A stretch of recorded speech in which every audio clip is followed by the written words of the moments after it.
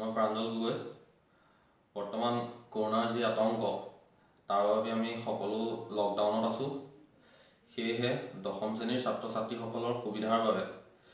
মই গণিত বিষয়ৰ ত্ৰিভুজ পাঠটোৰ সামান্য আভাস দিবলৈ আগবাঢ়িছোঁ। আহকচোন আমি ভিডিঅ'টো আৰম্ভ কৰোঁ। আমি নৱম শ্ৰেণীৰ ত্ৰিভুজ পাঠটোৰ বিষয়ে আমি পঢ়ি আহিছোঁ। তাত আমি ত্ৰিভুজৰ সৰ্বাংগ সমতাৰ বিষয়ে পঢ়িছিলোঁ। ত্ৰিভুজৰ সৰ্বাংগ সমতা মানে কি, যে দুটা ত্ৰিভুজ সৰ্বাংগসম হ'ব যদিহে দুটা ত্ৰিভুজ সৰ্বাংগসম হ'ব। ধৰি ললোঁ এইটো এটা ত্ৰিভুজ ABC, আনটো হ'ল PQR। এতিয়া ABC ত্ৰিভুজ আৰু PQR সৰ্বাংগসম কেতিয়া হ'ব? যেতিয়া তাৰ অনুৰূপ বাহুবিলাক সমান হ'ব আৰু অনুৰূপ কোণবিলাক সমান হ'ব। অৰ্থাৎ যদি আমি এই ABC ত্ৰিভুজৰ AB equal to PQR ত্ৰিভুজৰ PQ, BC is equal two QR আৰু AC is equal two PR হয়, লগতে angle A equal to angle P, angle B is equal two angle Q আৰু angle C is equal two যদি angle R হয়, তেন্তে এই ত্ৰিভুজ দুটা সৰ্বাংগসম হ'ব। এই বিষয়ে আমি পাইছিলোঁ। আৰু এটা কথা, সৰ্বাংগসম ত্ৰিভুজৰ, এতিয়া সৰ্বাংগসম শব্দটোৰ অৰ্থ হৈছে সৰ্বাংগসম, ইয়াৰ অৰ্থ হৈছে যে সৰ্ব যোগ অংগ যোগ সম। অৰ্থাৎ আমাৰ এই শব্দটোতে ইয়াৰ অৰ্থটো সোমাই আছে যে সকলো অংগ সমান, অৰ্থাৎ সৰ্ব অংগ সম। ইয়ে হৈছে সৰ্বাংগসম। এতিয়া যিকোনো বস্তু, যেনেদৰে মই এটা উদাহৰণস্বৰূপে যদি লওঁ যে মোৰ এই হাতটো সোঁ হাতটো আৰু বাওঁ হাতটো যদি মই সম্পূৰ্ণৰূপে মিলাই দিওঁ, তেতিয়াহ'লে ই মিলি গৈছে। তাৰমানে কি, যে এই হাতটো আৰু এই হাতটো মোৰ সমান। তাৰমানে কি হৈছে যে ইয়াৰ গোটেইকেইটা 5টা আঙুলি আৰু ইয়াৰ 5টা আঙুলি সমান, অৰ্থাৎ সকলো অংগই সমান। ঠিক তেনেকৈ আমি যদি লওঁ দুটা বিস্কুট লওঁ, একে বিস্কুট যদি আমি লওঁ, যে ইটো বিস্কুটৰ ওপৰত সিটো বিস্কুট যদি আমি ৰাখি থওঁ, তেতিয়াহ'লে বিস্কুট দুটা সমান, অৰ্থাৎ ইটোৱে সিটোৰ ওপৰত সম্পূৰ্ণৰূপে মিলি গৈছে। এয়া হ'ল সৰ্বাংগ সমতাৰ ধাৰণা। ইয়াৰ পিছত আমি সৰ্বাংগ সমতাৰ স্বীকাৰ্যখিনিও পাইছিলোঁ। আমি ত্ৰিভুজৰ সৰ্বাংগ সমতাৰ স্বীকাৰ্য পাইছিলোঁ আমি বাহু বাহু বাহু S S S স্বীকাৰ্য।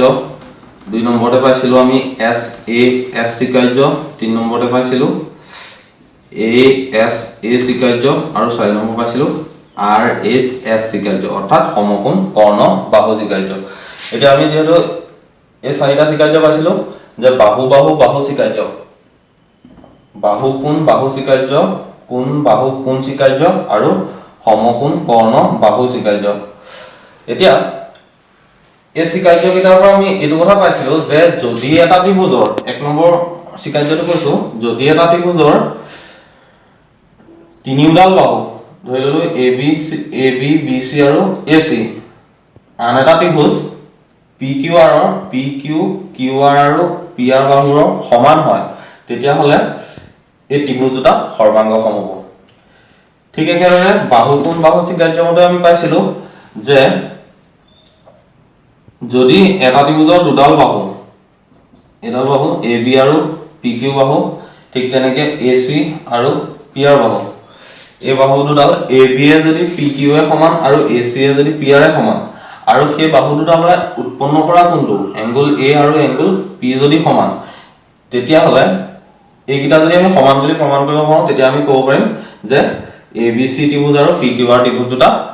সৰ্বাংগসম। ঠিক তেনেকৈ AS A স্বীকাৰ্য মতে কি আছিলে, কোণ বাহু কোণ যদি এটা ত্ৰিভুজৰ, ধৰি ললোঁ মই এটা ত্ৰিভুজ ABC আৰু এইটো হ'ল PQR, যদি এটা ত্ৰিভুজৰ দুডাল বাহু দুটা কোণ, ধৰি ললোঁ এংগুল B আৰু এংগুল Q সমান, এংগুল C আৰু এংগুল R সমান, এংগুল C আৰু এংগুল R সমান, আৰু সেই কোণ দুটাৰ মাজৰ যিডাল বাহু AS A স্বীকাৰ্য মতে যে এটা ত্ৰিভুজৰ দুটা কোণ angle B equal angle Q আৰু এংগুল C ইকুৱেল টু যদি এংগুল R হয়, আৰু লগতে এই BC বাহুডাল আৰু যদি QR বাহুডালৰ সমান হয় তেতিয়া আমি এই ত্ৰিভুজটো আৰু এই ত্ৰিভুজটো সৰ্বাংগসম বুলি ধৰিব পাৰিম বা আমি ধৰি ল'ব পাৰিম। এতিয়া বাকি থাকিলে সমকোণ কৰ্ণ বাহু স্বীকাৰ্য। এই স্বীকাৰ্যটো সমকোণী ত্ৰিভুজৰ ক্ষেত্ৰত প্ৰযোজ্য। দুটা সমকোণী ত্ৰিভুজ সৰ্বাংগসম বুলি যদি আমি প্ৰমাণ কৰিব লাগে তেতিয়া যদি আমি এটা কথা জানো যে সমকোণী ত্ৰিভুজৰ এটা কোণ সদায় 90 ডিগ্ৰী হয়, সেই কোণটো সমান হ'বই 90 ডিগ্ৰী 90 ডিগ্ৰী। তাৰ পিছতে সমকোণ কৰ্ণ হ'ব এডাল কৰ্ণ, এই কৰ্ণ দুডাল যদি সমান হয় পৰস্পৰ সমান হয় আৰু এই বাকি থকা বাহু দুডালৰ ভিতৰত যদি যিকোনো এডাল বাহু সমান হয় তেতিয়াহ'লে এই ত্ৰিভুজ দুটা সৰ্বাংগসম হ'ব আৰু এই স্বীকাৰ্যটো হ'ব সমকোণ কৰ্ণ বাহু স্বীকাৰ্য। এইখিনি মাত্ৰ আমি এটা পূৰ্বাভাস দিবলৈ চেষ্টা কৰিলোঁ। ইয়াৰ পিছতে আমি সদিশতাৰ কথালৈ যাম যে সদিশ ত্ৰিভুজ বা সদিশ ত্ৰিভুজ বুলি কোৱা আগে আগে আমি কিছুমান উদাহৰণ দিব পাৰোঁ। যেনেদৰে ধৰি ল'লোঁ আমি তাজমহলৰ পুতলা দেখিছোঁ। এতিয়া যিটো আচল তাজমহলটো আৰু তাজমহলৰ পুতলাটো দেখিবলৈ একে, কিন্তু সিহঁতৰ আকাৰ দুটা সমান নহয়। ঠিক তেনেদৰে দুটা বল আছে, এটা ডাঙৰ বল আছে, এটা সৰু বল আছে। এতিয়া ডাঙৰ বলটো আৰু সৰু বলটো দেখিবলৈ একে হ'ব পাৰে, কিন্তু সিহঁতৰ আকাৰবিলাক একে নহয়। তেতিয়া আমি ক'ব পাৰোঁ যে এই বল দুটা সদৃশ কিন্তু একে আকাৰৰ নহয়। ঠিক তেনেদৰে সদিশতাৰ ধাৰণাটো আমাৰ তাৰ পৰা আহিব।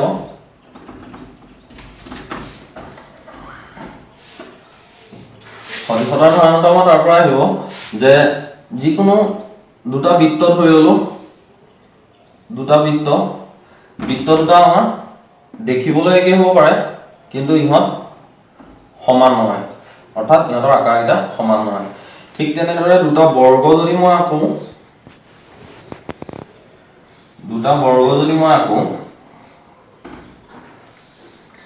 তেতিয়া বৰ্গ দুটা হয়তো সমান হ'বও পাৰে নহ'বও পাৰে, কিন্তু বৰ্গ দুটা দেখিবলৈ একেই হ'ব। এতিয়া সদিশতাৰ ধাৰণাটো আমাৰ তেনেদৰে আহিব যে দুটা বস্তু সদৃশ হ'ব বা দুটা ত্ৰিভুজেই হওক বা বৰ্গই হওক বা আয়তেই হওক বা আমাৰ বৃত্তই হওক সদৃশ হ'ব যেতিয়া ইহঁতৰ দেখিবলৈ একে হ'ব, কিন্তু ইহঁতৰ আকাৰবিলাক বেলেগ বেলেগ হ'ব। এতিয়া মই ত্ৰিভুজৰ ক্ষেত্ৰলৈ যাম যে দুটা ত্ৰিভুজ সদৃশ হ'ব পাৰে যেতিয়া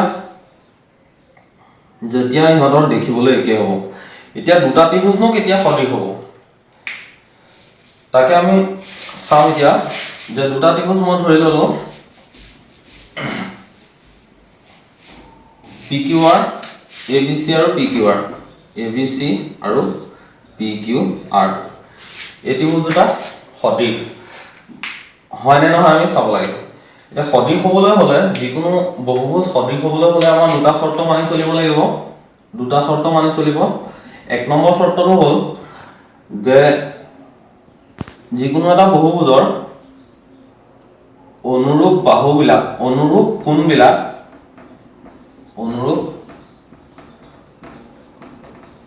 কোণবিলাক সমান হ'ব, আৰু 2 নম্বৰ অনুৰূপ বাহুবোৰ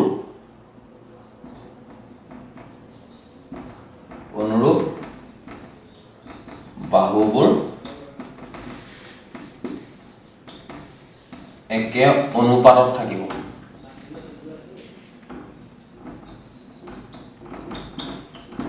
এইখিনিতে এটা কথা উল্লেখ কৰোঁ যে অনুৰূপ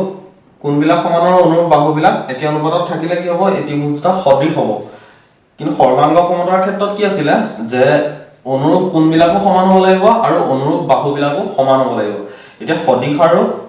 সৰ্বাংগ সমৰ মাজত পাৰ্থক্য এইটোৱে যে সৰ্বাংগ সম হ'বলৈ হ'লে তাৰ কোণবিলাকটো সমান হ'ব লাগিবই আৰু তাৰ বাহুবিলাকো সমান হ'ব লাগিব। কিন্তু যদি সদৃশ হয় তেতিয়া তাৰ কোণবিলাক সমান হ'লেই হ'ল, কিন্তু বাহুবিলাক সমানুপাতত থাকিব লাগিব। উদাহৰণ হিচাপে মই ল'লো যে এই বাহুডাল যদি 3 চেণ্টিমিটাৰ বা ধৰি ললো 3 সেন্টিমিটাৰ নহয় এটো 6 সেন্টিমিটাৰ এটো যদি 5 সেন্টিমিটাৰ আৰু এটো যদি 8 সেন্টিমিটাৰ আৰু ঠিক তেনেকে এই PQR ত্ৰিভুজৰ যদি এটো 3 সেন্টিমিটাৰ PQ ডাল 3 সেন্টিমিটাৰ PR ডাল 2.5 সেন্টিমিটাৰ আৰু QR ডাল যদি 4 সেন্টিমিটাৰ হয় তেন্তে আমি ইয়াৰ অনুপাত উলিয়াবলৈ চাও যে AB by PQ is equal to hobo 6 by 3 6 centimeter by 3 centimeter eto 3 দুগুণ 6 হল 2:1 হবো অনুপাত হবো 2:1 ঠিক একেদৰে BC by QR is equal to 8 centimeter divided by 4 centimeter 4 দুগুণ 8 হল এফালে এটো হল 2:1 ঠিক তেনেদৰে AC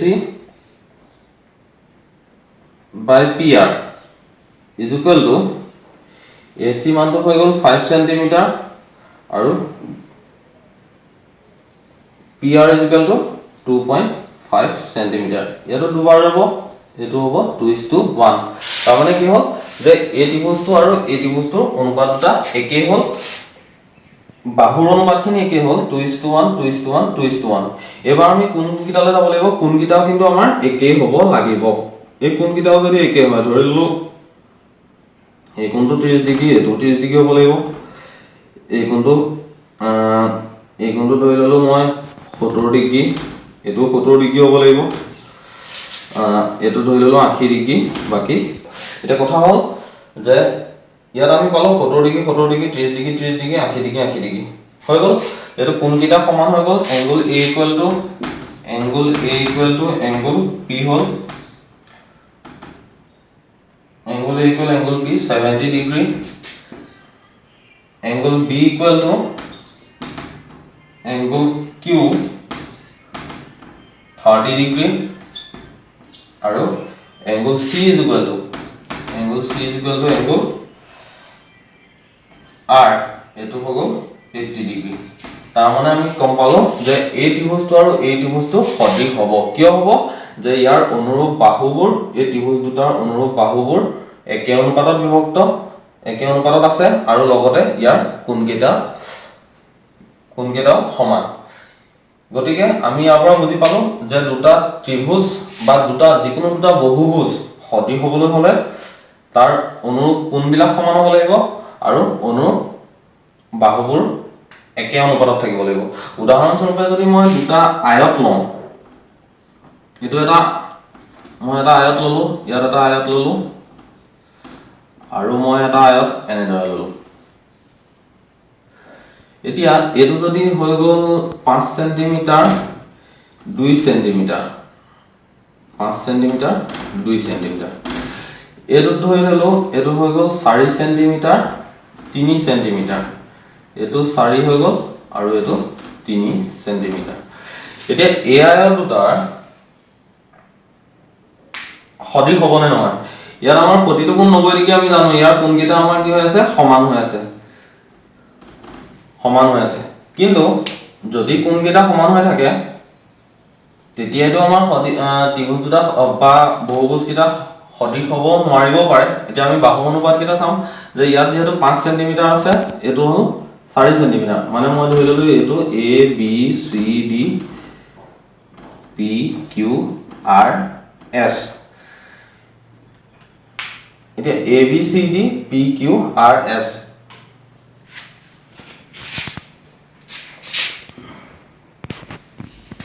P Q R S আয়ত দুটাৰ মই ধৰি ললো AB by PQ is equal to AB by PQ is equal to হ'ব 2 by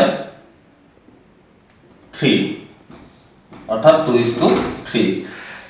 ঠিক তেনেদৰে মই আনটা বাহু ললো BC by QR is equal to 5 by 4 এটো হৈ গল 5:4 যেহেতু এই অনুপাত কেইটা আমাৰ নিমিলিলে, কোনকেইটা মিলিছিলে কিন্তু অনুপাত কেইটা যেহেতু নিমিলিলে সেইবাবে এই আয়ত দুটা সদৃশ হ'ব নোৱাৰে। আৰু আমি এটা কথা দেখিছো যে ছবি দুটা চাওঁতেও আমি অনুমান এটা কৰিছো যে এইটোৱে দেখিবলৈ একেই নহয়। এতিয়া আমি এটা কথা গম পালো যে সদৃশ কিয় নহয় ইয়াত, যে ইয়াৰ যেহেতু বাহুৰ অনুপাত কেইটা সমান নহয়। এইখিনিতে এটা কথা উল্লেখ কৰো যে দুটা সৰ্বাংগসম ত্ৰিভুজ সদায় সদৃশ হ'ব, কাৰণ ইয়াত এই দুটা ত্ৰিভুজ সৰ্বাংগসম, এই ত্ৰিভুজ দুটা যদি সৰ্বাংগসম হয় তেন্তে ইয়াতো সকলো বাহু আৰু অনুপাত সমানেই হ'ব, বাহুৰ অনুপাতো সমান হ'ব, কোনকেইটাতো সমান হ'বই।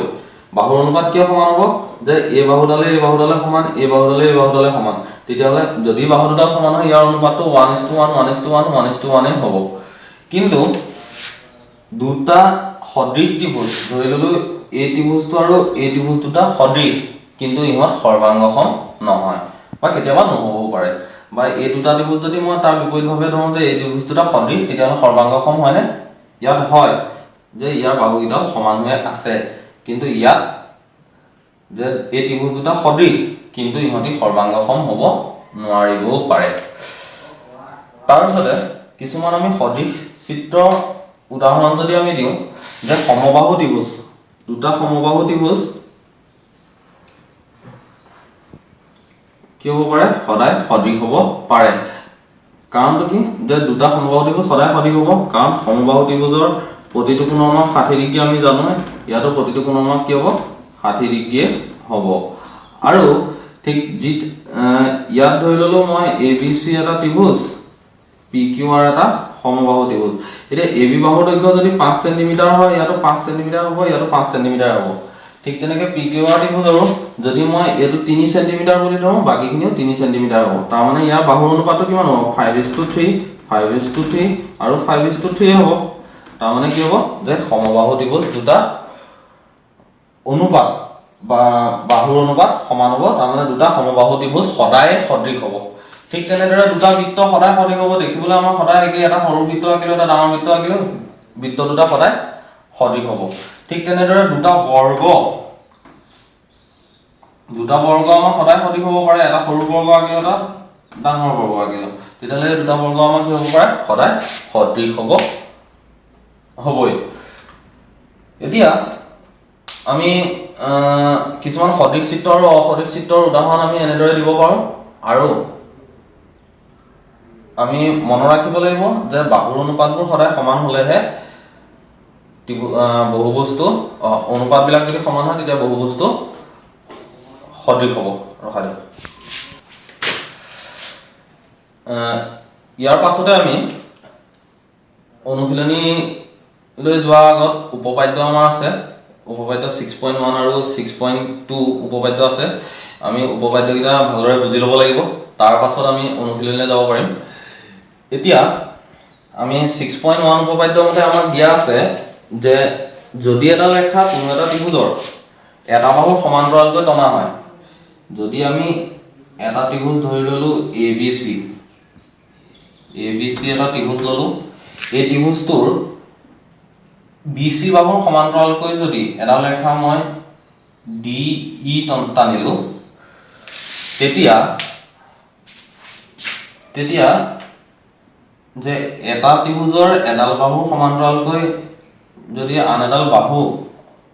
টনা হয়, DE এডাল ৰেখা টনা হয়, তেতিয়াহ'লে কি হ'ব, ইয়াৰ এই অনুপাত বাহুৰ অনুপাত কেইটা মানে কি হ'ব, যে AB/DB = AE/EC হ'ব। তাৰমানে উপপাদ্যটো মই সম্পূৰ্ণৰূপে পঢ়ি দিছোঁ, যদি এডাল ৰেখা কোনো এটা ত্ৰিভুজৰ এটা বাহু সমান্তৰালকৈ টনা হয় আৰু ৰেখাডালে আন দুটা বাহুক দুটা নিৰ্দিষ্ট বিন্দুত ছেদ কৰে, তেনেহ'লে সেই বাহু দুটাই একে অনুপাতত বিভক্ত হ'ব, অৰ্থাৎ AB/DB = AE/EC হ'ব। এতিয়া উপপাদ্যটোৰ প্ৰমাণটো তোমালোকৰ কিতাপত আছেই, মই মাত্ৰ থুলমূলকৈ তোমালোকৰ এই উপপাদ্যটো কেনেধৰণৰ প্ৰমাণ হ'ল তাক বুজাই দিম। মূল কথাখিনি তোমালোকে কিতাপৰ পৰাই লিখিব পাৰিবা আৰু কিতাপৰ মতেই তোমালোকে কৰিবা।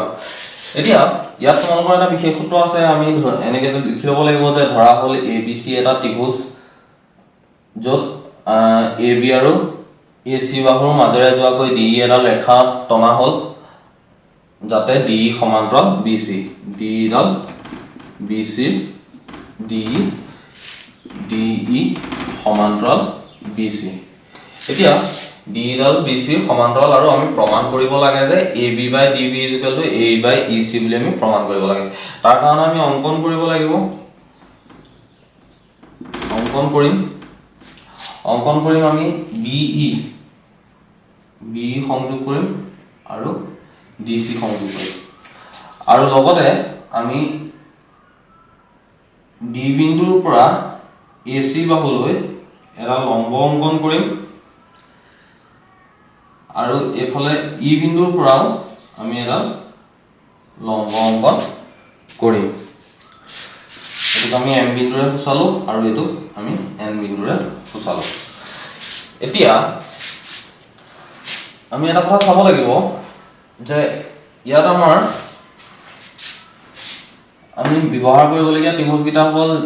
বি ডি ই ত্ৰিভুজটো আমি ব্যৱহাৰ কৰিম এফালে চি ই ডি ত্ৰিভুজটো আমি ব্যৱহাৰ কৰিম আৰু এফালে আমি এ ডি ই ত্ৰিভুজটো ব্যৱহাৰ কৰিম এতিয়া আমি ত্ৰিভুজৰ কালি উলিওৱা ফৰ্মুলাটো গম পাইছিলো জানোই আমি আগতে পাইছিলো প্ৰমাণত আমি লিখিব লাগিব যেটো চাবা যে ত্ৰিভুজৰ কালি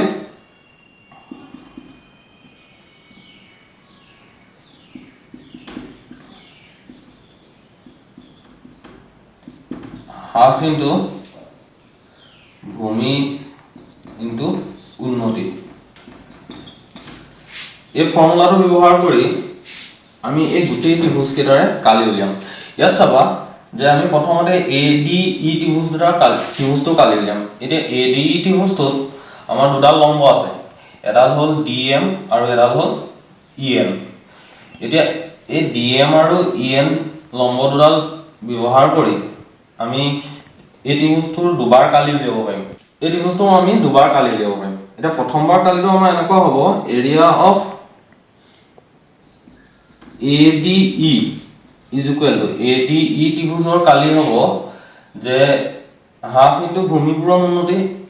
হাফটো আমি হাফ দিলোই মই প্ৰথমতে ধৰি ললো ডিএম ডালক আমি লম্ব হিচাপে ললো আৰু যিডাল লম্বডাল যত থাকিব হেডালে হ'ব ভূমি এটা এই ডাল ভূমি হ'ব AE ইনটু DM ঠিক তেনেদৰে আনটো ত্ৰিভুজৰ একেটা ত্ৰিভুজৰে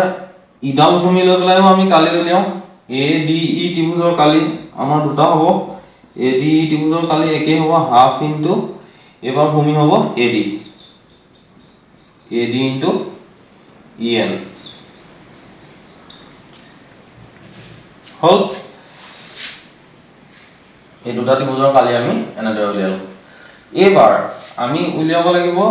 BDE ত্ৰিভুজৰ কালি BDE ত্ৰিভুজৰ কালি উলিয়াবলৈ যাওঁতে আমি এটা কথা আগতীয়াকৈ জানি ল'ব লাগিব যে তোমালোকে হয়তো জানাই তথাপিতো মই দেখুৱাই দিছোঁ যে এনেকুৱা ধৰণৰ ত্ৰিভুজ এটা স্থূলকোণী ত্ৰিভুজৰ ক্ষেত্ৰত যদি এই শীৰ্ষবিন্দুটোৰ পৰা মই ধৰিলো এইটো ABC এই শীৰ্ষবিন্দুৰ পৰা যদি বিপৰীত বাহু BC লৈ এটা লম্ব অংকন কৰিবলগীয়া হয় তেন্তে আমি কি কৰিব লাগিব এই শীৰ্ষবিন্দুৰ পৰা বিপৰীত বাহুলৈ আমি এটা লম্ব অংকন কৰিব লাগে আমিতো ইয়াৰ মাজেদি এনেকৈ এটা লম্ব অংকন কৰিব নোৱাৰো কাৰণ লম্ব হ'বলৈ হলে সদায় কি বিপৰীত বাহুৰ লগত 90 ডিগ্ৰী কোণ কৰি থাকিব লাগিব ইয়াত যেহেতু এইটো 90 ডিগ্ৰী কোণ কৰি থকা নাই সেইবাবে আমি কি কৰিব লাগিব এই BC বাহু ইয়াত 90 ডিগ্ৰী হ'বলৈ হলে সদায় কেনেকুৱা হ'ব লাগিব এনেকৈ থিয় হ'ব লাগিব তেতিয়া আমি কি কৰিব লাগিব যে এই BC বাহুডালক আমি এইফালে বহাই দিব লাগিব বহাই দিলে আমাৰ কি হ'ব এটো 90 ডিগ্ৰী হ'ব এটো হ'ব D বিন্দু হল তাৰ মানে ABC ত্ৰিভুজৰ ক্ষেত্ৰত লম্ব হ'ব AD আৰু ভূমি হ'ব BC ঠিক তেনেদৰে BDE ত্ৰিভুজৰ ক্ষেত্ৰত ই শীৰ্ষবিন্দুৰ পৰা যদি এই শীৰ্ষবিন্দুৰ পৰা যদি আমি এটা লম্ব কল্পনা কৰো তেতিয়া হলে EN ডাল হ'ব লম্ব আৰু BD ডাল হ'ব ভূমি তেতিয়া হলে আমি ইয়াৰ কালি কেনেদৰে উলিয়াব পাৰিম area of BDE is equal to half into BD into EN আৰু ঠিক তেনেদৰে আমি আনটো ত্ৰিভুজ ললো EDC ত্ৰিভুজ area of EDC is equal to কি হ'ব আমাৰ EDC ত্ৰিভুজৰ কালি আমি D বিন্দুৰ পৰা যদি এটা লম্ব কল্পনা কৰো তেতিয়া হলে আমাৰ DM ডালে লম্ব হ'ব আৰু ভূমি হ'ব CE half into CE into DM হল এতিয়া আমি সেই এই কালিকেইটা এই ত্ৰিভুজৰ কালিকেইটা যদি তুলনা কৰো তেতিয়া আমি চাও কি পাম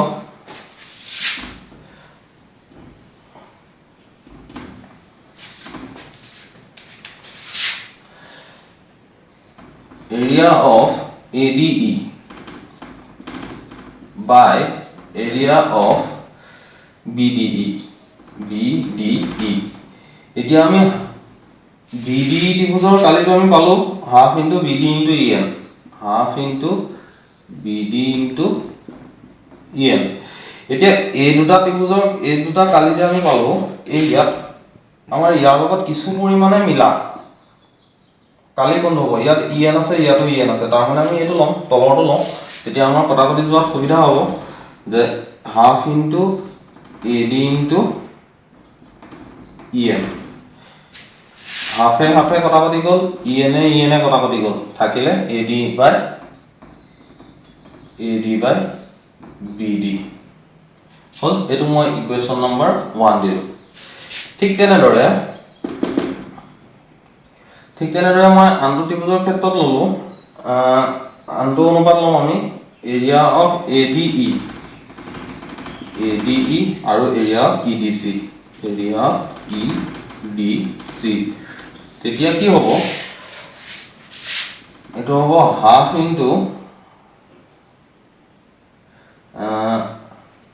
into AE into মানে আনটো ত্ৰিভুজ ললো মই A into DM divided by half into CE into DM ইয়াতো DM এ কটাকটি গল হাফে হাফে কটাকটি গল বাকি থাকিলে AE by CE এটো হ'ব ইকুৱেচন নম্বৰ 2 এই ইকুৱেচন নম্বৰ 1 আৰু ইকুৱেচন নম্বৰ 2 পৰা আমি এই দুটা পালো যে এটো ইকুৱেল টু এটো পালো আৰু এটো ইকুৱেল টু এটো পালো আকৌ আমি এটা কথা পাই আহিছিল যে নৱম শ্ৰেণীত আমি পাইছিলো যে যদি দুটা ত্ৰিভুজ একে ভূমি ধৰি ললো একে ভূমি এডাল ভূমি আৰু একে সমান্তৰালৰ মাজত থাকে তেন্তে ত্ৰিভুজ দুটাৰ কালি সমান তাৰ মানে ধৰি ললো এই দুটাল সমান্তৰাল ৰেখা আৰু মই ধৰি ললো এইকনৰ পৰা এইকনলে আমি এডাল ভূমি ধৰি ললো এতিয়া এই ভূমিডালক লৈ পেলাই আমাৰ দুটা ত্ৰিভুজ অংকন কৰিছো এই ত্ৰিভুজ দুটাল সমান্তৰাল ৰেখাৰ মাজত অৱস্থিত তেতিয়া হলে এই ত্ৰিভুজ দুটাৰ কালি সমান হ'ব এতিয়া আমি এটো নৱম শ্ৰেণীত পাই অহা উপপাদ্য যে যদি দুটা ত্ৰিভুজ একে ভূমি আৰু একে সমান্তৰালৰ মাজত থাকে তেন্তে ইহঁতৰ কালি সমান এটা ঠিক তেনেকে BDE ত্ৰিভুজটো আৰু CED ত্ৰিভুজটো এই ত্ৰিভুজ দুটা একে ভূমি D আৰু একে সমান্তৰাল BDE আৰু CED ৰ মাজত অৱস্থিত সেয়েহে আমি পাব পাৰো আমি পাম যে area of BDE equal to area of CED যদি এই দুটাৰ কালি সমান হয় এটো মই ধৰি ললো 3 নম্বৰ ইকুৱেচন এতিয়া আমি 1 2 আৰু 3 ৰ পৰা আমি কি পাম এই কথাখিনি তোমালোকে ওপৰত লিখিব লাগিব যে কিতাপত আমাৰ আছে কিতাপৰ পৰা তোমালোকে লিখিলে হ'ব এতিয়া চাবা এই 1 নম্বৰ ইকুৱেচনত আমি পালো 1 নম্বৰ ইকুৱেচনটোৰ পৰা আমি পালো যে area of AD by area of BD ইয়াতো area of AD area of EDC এটা area of AD আৰু area of AD একেটাই আমি গম পালো কাৰণ এটো একেটা ত্ৰিভুজ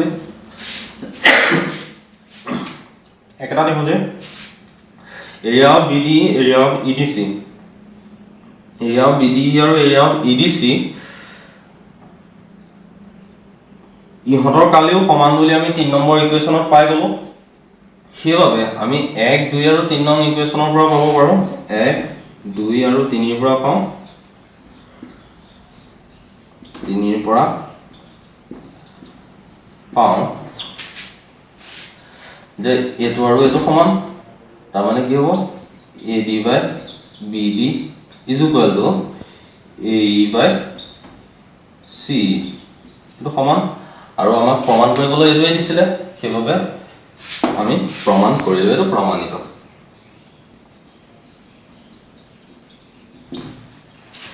এতিয়া এটা নিশ্চয় তোমালোকে বুজি পালা ইয়াৰ বিপৰীত যেটো উপপাদ্য সেই উপপাদ্যটো ইয়াৰ বাবে সত্য হ'ব কেনেদৰে হ'ব আমি দেখুৱাইছো চোৱা এটা বুজি পালা সকলোৱে ইয়াৰ বিপৰীত উপপাদ্যটো হ'ব এনে ধৰণৰ যে যদি এটা ত্ৰিভুজ ABC থাকে আৰু তাৰ যদি এডাল ৰেখা যে আন দুটা যিকোনো দুটা বাহুৰ মাজেৰে যদি মই এডাল ৰেখা পাৰ কৰি দিওঁ ধৰি ললো ই DE বিন্দুত কাটিছে যদি ৰেখা পাৰ কৰি দিওঁ আৰু সিহঁতি যদি একে অনুপাতত বিভক্ত হয় তাৰ মানে কি যদি আমাক AD by DB equal to AE by EC বুলি আমাক দিয়া থাকে তেতিয়া হলে আমি গম পাম যে যদি এই অনুপাতকিটা সমান হয় তেতিয়া হলে আমি গম পাম যে DE ডাল BC ৰ সমান্তৰাল হ'ব এটো হ'ব ইয়াৰ বিপৰীত উপপাদ্য এই উপপাদ্যটো বিশেষকৈ প্ৰমাণ কৰাৰ ইমান প্ৰয়োজন নাই আমাৰ আগৰটো উপপাদ্য প্ৰমাণ কৰিলে হ'ব পৰীক্ষাত এনেকুৱা ধৰণৰ উপপাদ্যবিলাক আহে তোমালোকে চাবা ইয়াৰ পিছতে মই এইখিনিটো বুজি পাইছা ইয়াৰ পিছত মই এটা উদাহৰণৰ সৈতে এই ভিডিওটো সামৰণি মাৰিম আমি 6.2 লে যাওঁ 6.2 ৰ 1 নম্বৰ কুৱেশ্যনটোকে কৰিম আৰু তোমালোকে ঘৰত কৰি চাবা 6.2 ৰ 1 নম্বৰ প্ৰশ্নটোলৈ যাওঁ তাত আমাৰ উপপাদ্য 6.1 ৰ প্ৰয়োগ কৰি পেলাই আমি অংকটো কৰিব লাগিব যে আমাৰ এটা ত্ৰিভুজ দিয়া আছে ABC ইয়াত এডাল ৰেখা আছে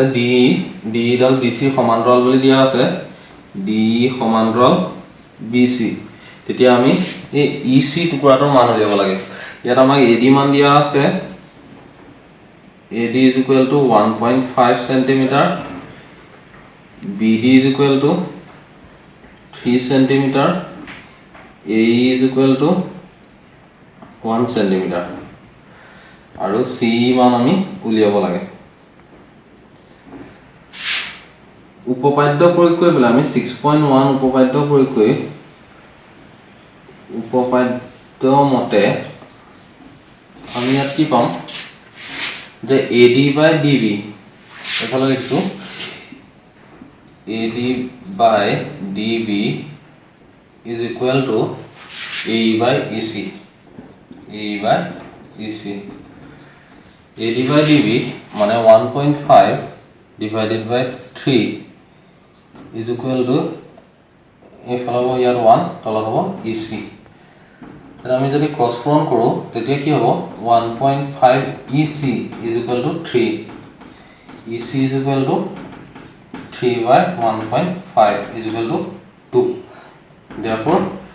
EC is equal to 2 cm ঠিক তেনেদৰে তোমালোকে বাকি 1 নম্বৰৰ বাকি অংকখিনিও কৰিব পাৰিবা আশা কৰিছো তোমালোকৰ এই ভিডিওটোৰ পৰা কিছু পৰিমাণে হলেও উপকৃত হৈছা আৰু প্ৰেক্টিস কৰিবা তোমালোকে নিজে অংকখিনি কৰিবলৈ চাবা ইয়াৰ পাছত মই পৰৱৰ্তী ভিডিওত ইয়াৰ পিছৰ অংকখিনি আলোচনা কৰিম ধন্যবাদ